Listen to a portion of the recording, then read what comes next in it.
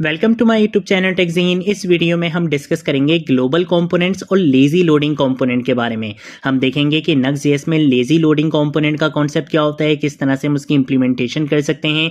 Global components का concept क्या होता है, किस तरह से हम उसकी इंप्लीमेंटेशन कर सकते हैं Nuxt.js में। इन सारे इंपॉर्टेंट कॉन्सेप्ट्स को हम इस वीडियो में डिस्कस करने वाले हैं। अगर आप लोगों ने अभी तक इस प्लेलिस्ट को एक्सेस नहीं करा है तो भाई जल्दी से इस प्लेलिस्ट को एक्सेस कर लो, ज़्यादा से ज़्यादा शेयर करो, क्योंकि यहाँ पर आपको फुल स्टैक डेवलपमेंट में चैंपियन बनाया जा रहा है विद Nuxt.js। ठीक है, तो इस प्लेलिस्ट को जरूर एक्सेस करो और ज्यादा से ज्यादा शेयर करो। सबसे पहले हम बात करेंगे कंपोनेंट्स के बारे में। कंपोनेंट्स की डिस्कशन हमने इस Vue.js के क्रैश कोर्स में भी करी थी और कंपोनेंट्स को हम दोबारा से भी यहां पे डिस्कस कर लेते हैं। कंपोनेंट्स का मतलब होता है आपके यूआई के छोटे छोटे ब्लॉक्स, यानी कि आपके यूआई के छोटे छोटे पार्ट्स को हम क्या करते हैं, डिवाइड कर देते हैं और उन्हीं पार्ट्स को हम क्या कहते हैं, कंपोनेंट कहते हैं। जिस तरह से आप इस पेज पे देख सकते हो कि आपको यहां पे एक नैव बार दिख रहा है, आपको यहां पे एक साइड बार दिख रहा है, आपको यहां पे कार्ड्स दिख रहे हैं, आपको यहाँ पे बटन दिख रहे हैं। ये सारी चीजें बेसिकली क्या हैं, हमारे यूआई के छोटे छोटे ब्लॉक्स हैं, छोटे छोटे पार्ट्स हैं, और यही बेसिकली क्या होते हैं, हमारे यूआई के कंपोनेंट्स होते हैं। क्यों बनाते हैं कंपोनेंट्स? कंपोनेंट्स बनाने का सबसे बड़ा बेनिफिट ये होता है कि आपको रीयूजेबिलिटी मिल जाती है। लेट सपोज मैंने कार्ड के नाम से कंपोनेंट बनाया और इस कार्ड को किस तरह से डिजाइन करना है मैंने उस कंपोनेंट के अंदर बता दिया कि भाई साइड पे एक इमेज आ रही होगी, यहाँ पे नंबर आ रहा होगा, यहाँ पे टाइटल आएगा, यानी कि मैंने एक टेम्पलेट डिजाइन कर लिया। अब इसके अंदर का जो कंटेंट आना है वो तो मैं डायनेमिकली फैच करके उसको यूज करता रहूंगा, लेकिन ये जो पूरा डिजाइन है, इस डिजाइन को अगर मुझे यहां पर यूज करना है, यहां पर यूज करना है, यहां पर यूज करना है, यहां पर यूज करना है, या अलग अलग पेजेस पे भी यूज करना है, तो मुझे बार बार उस कोड को लिखने की नीड नहीं है, मुझे बार बार उस यूआई ब्लॉक को लिखने की नीड नहीं है, कॉपी पेस्ट करने की नीड नहीं है। मैंने एक बार डिफाइन कर दिया अपने कंपोनेंट को, अब मुझे कहीं पर भी यूज करना होगा मैं डायरेक्टली उस कंपोनेंट को कॉल करवाऊंगा। जिस तरह से हम फंक्शंस यूज करते थे कि हम एक लॉजिक डिफाइन कर दिया करते थे, अब दोबारा अगर हमें वही सेम काम करवाना है तो हम उस लॉजिक को कॉपी पेस्ट नहीं करते थे, बल्कि फंक्शन को कॉल करवाते थे, हमारा काम हो जाता था। सेम ऐसे ही यही एग्जैक्टली कॉन्सेप्ट, वहां पे फंक्शंस किस पे काम करते थे, लॉजिक्स पे काम करते थे, और यहां पे कंपोनेंट्स किसके ऊपर काम करते हैं, यूआई के ऊपर काम करते हैं। कि अगर मुझे कार्ड्स को यहां पे बार बार दिखाना है, मुझे अगर बहुत सारे बटन शो करवाने हैं, मुझे अगर साइड बार को हर पेज पर रिपीट करना है, तो मैं उस कोड को कॉपी पेस्ट नहीं करूंगा, मैं उस यूआई ब्लॉक को कॉपी पेस्ट नहीं करूंगा, बार बार जाके नहीं लिखूंगा, बल्कि मैं अपने उस कंपोनेंट को कॉल करवा लूंगा। तो इससे हमारी रीयूजेबिलिटी भी अचीव होती है, इससे हमारा कोड भी काफी ऑर्गेनाइज वे में रहता है, इससे हमारी स्केलेबिलिटी भी बढ़ती है, इससे हम बहुत इजीली अपने कोड को मेंटेन करके रख सकते हैं। ठीक है, चाहे आप छोटी एप्लीकेशन पे काम करो या बड़ी एप्लीकेशंस पे काम करो, कंपोनेंट्स का जो कॉन्सेप्ट है वो आपकी बहुत ज्यादा हेल्प करता है, आपको रीयूजेबिलिटी प्रोवाइड करता है, स्केलेबिलिटी प्रोवाइड करता है, मेंटेनेबल रहता है, आपका सारा कोड ऑर्गेनाइज वे में रहता है, सारी चीजें बिल्कुल प्रॉपर स्ट्रक्चर में रहती हैं। ठीक है, तो इसीलिए ये जितने फ्रंट एंड के फ्रेमवर्क्स हैं, चाहे वो रिएक्ट हो, एंगुलर हो, व्यू हो, नेक्स्ट हो, Nuxt.js हो, ये सारे फ्रंट एंड पे कंपोनेंट्स का कॉन्सेप्ट यूज करते हैं कि आपके यूआई को छोटे छोटे पार्ट्स में डिवाइड करके रखना, छोटे छोटे ब्लॉक्स में डिवाइड करके रखते हैं। ठीक है, तो हम क्या करेंगे, हम आएंगे यहां पर Nuxt.js में कंपोनेंट्स का कॉन्सेप्ट यूज करना बहुत ईजी होता है। आपने सिंपल क्या करना है, ऐप वाले डायरेक्टरी के अंदर आकर एक न्यू डायरेक्टरी बनानी है और वो न्यू डायरेक्टरी बनेगी कंपोनेंट्स के नाम से। ठीक है, अब इसके अंदर आकर आप क्या करोगे, किसी भी नाम से कंपोनेंट बना सकते हो। जैसे लेट सपोज अगर आपने नैव बार बनाना है, आपने फुटर बनाना है, साइड बार बनाना है, जो भी कंपोनेंट बनाना है, कार्ड बनाने, बटन बनाने, जो भी चीज बनानी है आप यहां पे बना सकते हो। जैसे लेट सपोज मैं यहां पे एक कंपोनेंट बना लेता हूं फुटर के नाम से कि भाई मुझे फुटर हर पेज पर यूज करना है। ठीक है, या मुझे फुटर बेसिकली ये 3-4 पेजेस पे यूज करना है, तो मैं क्या करूंगा, उसके लिए कंपोनेंट बना लूंगा और जिस पेज पर भी यूज करना है मैं वहां पर जाकर अपने कंपोनेंट को कॉल करवा लूंगा। ठीक है, तो मैंने यहां पर footer.view के नाम से एक कंपोनेंट बनाया। इसके अंदर आकर हम क्या करेंगे, टेम्पलेट लिखेंगे।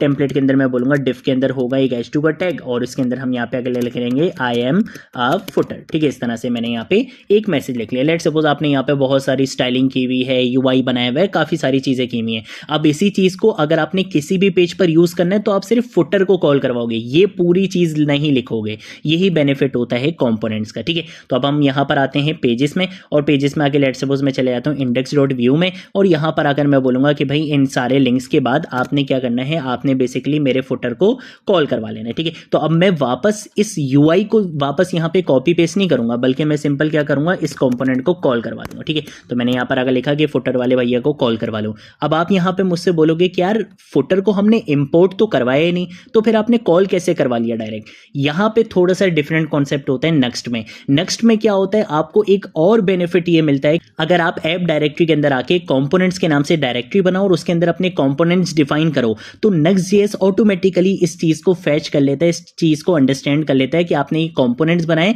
तो ये इसको क्या करता है, ऑटोमेटिकली ग्लोबल कंपोनेंट बना लेता है ताकि आप इसको किसी भी पेज पर जाकर डायरेक्टली यूज कर सको, आपको इंपोर्ट वगैरह करवाने की नीड ना हो, आप डायरेक्टली इसको यहां पर आकर कॉल करवा सकते हो। तो ये बेसिकली Nuxt.js में कंपोनेंट्स का कॉन्सेप्ट होता है कि अगर आपने ऐप डायरेक्टरी के अंदर कंपोनेंट्स के नाम से डायरेक्टरी बनाई और उसके अंदर आपने अपने कंपोनेंट्स को डिफाइन कर दिया, तो इसका मतलब है कि Nuxt.js ऑटोमेटिकली इसको फैच कर लेगा, आपको इंपोर्ट वगैरह के चक्कर में पड़ने की नीड नहीं है। मैं आपको प्रूफ भी दिखा देता हूं। अगर मैं यहां पर आता हूं, यहां पे आके npm run dev की कमांड से अपनी एप्लीकेशन को यहां पे रन करूंगा, तो अब आप देखोगे कि बेसिकली इसको मैं यहां पे आके रन करता हूं। अब आप यहां पे देखोगे कि मेरे पास फुटर आ जाएगा, ठीक है। तो अगर हम यहां पर आते हैं, देखो आई एम अ फुटर आपको यहां पे शो हो रहा है, ठीक है। तो ये बेसिकली हमारे पास क्या होता है, कॉन्सेप्ट होता है ग्लोबल कंपोनेंट्स का, कि हम Nuxt.js में जितने भी कंपोनेंट्स बनाते हैं वो ग्लोबल कंपोनेंट्स होते हैं। लेकिन कब होंगे ग्लोबल, जब आप उसको ऐप डायरेक्टरी के अंदर कंपोनेंट्स के नाम से डायरेक्टरी बनाओगे और उसके अंदर इस चीज को डिफाइन करोगे, ठीक है। तो ये बेसिकली करना जरूरी है, अदरवाइज ये इसको ऑटोमेटिकली फैच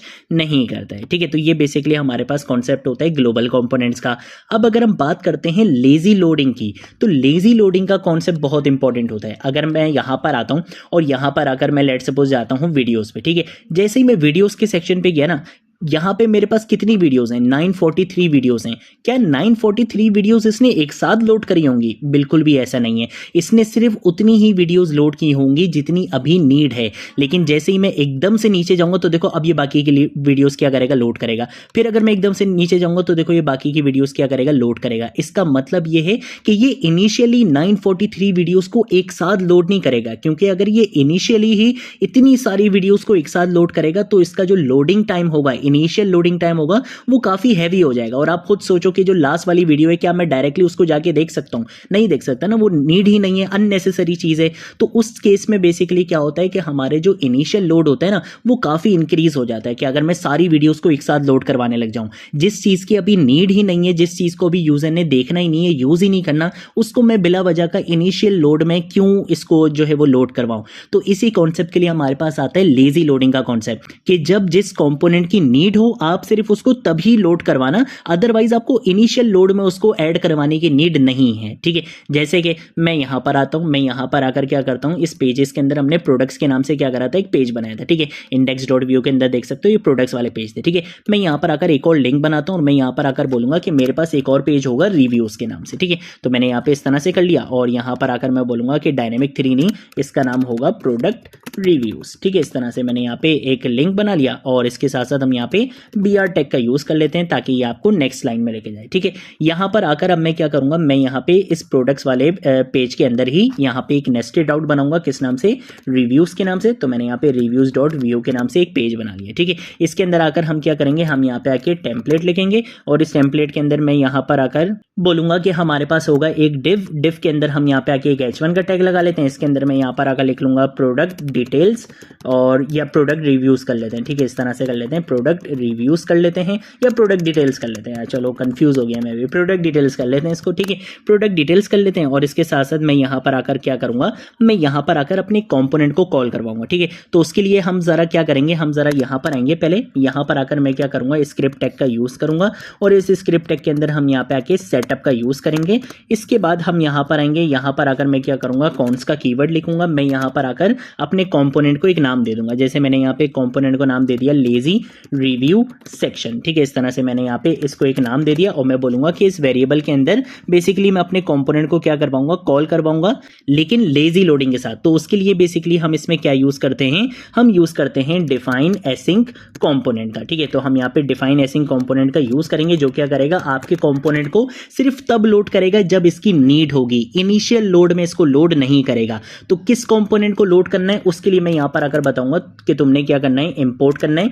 किसको इंपोर्ट करना है, अब वो उसके लिए हम यहाँ पर आकर एक कंपोनेंट बना लेते हैं। जैसे मैंने यहाँ पे रिव्यू सेक्शन के नाम से क्या कर लिया, एक कंपोनेंट बना लिया, ठीक है। तो मैंने यहाँ पे रिव्यू सेक्शन के नाम से एक कंपोनेंट बना लिया। इसके अंदर आके हम सिंपल लिखेंगे टेम्पलेट, टेम्पलेट के अंदर डिव और डिव के अंदर एक H2, इसके अंदर मैं यहाँ पे आकर लिख लूंगा प्रोडक्ट रिव्यूज, ठीक है। इस तरह से हम यहाँ पे लिख लेंगे, प्रोडक्ट रिव्यूज लिख लेंगे और उसके बाद हम यहाँ पर आएंगे, यहाँ पर आकर हम एक पैराग्राफ टैग का यूज कर लेते हैं। मैं यहाँ पे विंडो V प्रेस करूंगा जिससे से बेसिकली हम यहाँ पर आएंगे, यहाँ पर आकर मैं इस पे आऊँगा और यहाँ पर आकर हम थोड़ा सा एक इमोजी चूज़ कर लेते हैं, स्टार्ट नहीं स्टार का जो इमोजी होता है, ठीक है। तो हम यहाँ पे कुछ इस तरह से स्टार लगा लेंगे, ठीक है। तो ये हमने यहाँ पे काम कर लिया, इसको कंट्रोल ऐसे सेव करूँगा, यहाँ पर आएंगे, यहाँ पर आकर मैं बोलूँगा कि भाई तुमने लेजी लोड करना है एक कॉम्पोनेंट को, किस कॉम्पोनेंट को लेजी लोड करना है, हम यहाँ पे @ का साइन लिखेंगे, उसके बाद मैं लिखूंगा कि आपने जाना है कॉम्पोनेंट्स के फोल्डर के अंदर। @ का मतलब होता है कि आप डायरेक्टली आ चुके हो ऐप वाली डायरेक्टरी में। अब ऐप वाली डायरेक्टरी में आपको किस में जाना है, कंपोनेंट्स की डायरेक्टरी में जाना है। कंपोनेंट्स के अंदर आपको किस नाम से कंपोनेंट मिलेगा, रिव्यू सेक्शन के नाम से मिलेगा। तो मैंने बोला कि आपने लेजी लोड करवाना है इस कंपोनेंट को। लेजी लोड का मतलब कि जब यूजर रिव्यूज वाले पेज पर आएगा तभी आपने इस कंपोनेंट को लोड करवाना है, अदरवाइज आपने इस कंपोनेंट को लोड नहीं करवाना। हमारा ये जो फुटर कंपोनेंट था ये बेसिकली लेजी लोड कंपोनेंट नहीं था। इसका मतलब है कि जब मेरी एप्लीकेशन स्टार्ट होगी तो footer.view इनिशियल लोड में ही आएगा, लेकिन ये वाला जो कंपोनेंट है रिव्यू सेक्शन वाला, ये इनिशियल लोड में नहीं आएगा। ये सिर्फ तब आएगा जब यूजर इस वाले पेज के ऊपर आएगा, रिव्यूज वाले पेज के ऊपर आएगा। तो हम यहां पर आएंगे, यहां पर आकर हम क्या करेंगे, एक और चीज का यूज करते हैं और वो होता है बेसिकली हमारा एक कंपोनेंट जो कि नक्स का बिल्ट इन कंपोनेंट होता है, क्लाइंट ओनली कंपोनेंट। ये बेसिकली बताता है कि ये कंपोनेंट बेसिकली क्लाइंट साइड पे रेंडर होगा। आपको पता है कि Next.js बेसिकली एक फुल स्टैक फ्रेमवर्क है, इसमें हम ब्राउजर पे भी कंपोनेंट्स को रेंडर करवाते हैं, पेजेस को रेंडर करवाते हैं और सर्वर साइड पे भी रेंडर करवाते हैं। तो यहाँ पे ये जो कंपोनेंट है इसको हमने लेजी लोड करना है, यानी कि हमने इसको ऑब्वियसली ब्राउजर पे ही लोड करवाना है। तो हम यहाँ पर आकर यूज करेंगे क्लाइंट ओनली का, कि भाई इस कंपोनेंट को गलती से भी तुमने सर्वर साइड पे लोड नहीं करवाना, इसको तुमने क्लाइंट साइड पे ही लोड करवाना है। और किस नाम से होगा, इस नाम से लोड होगा, ठीक है। तो हम यहाँ पर आएंगे, यहाँ पर आकर हम इस नाम को लिखेंगे और इस तरह से मैंने ये काम कर लिया।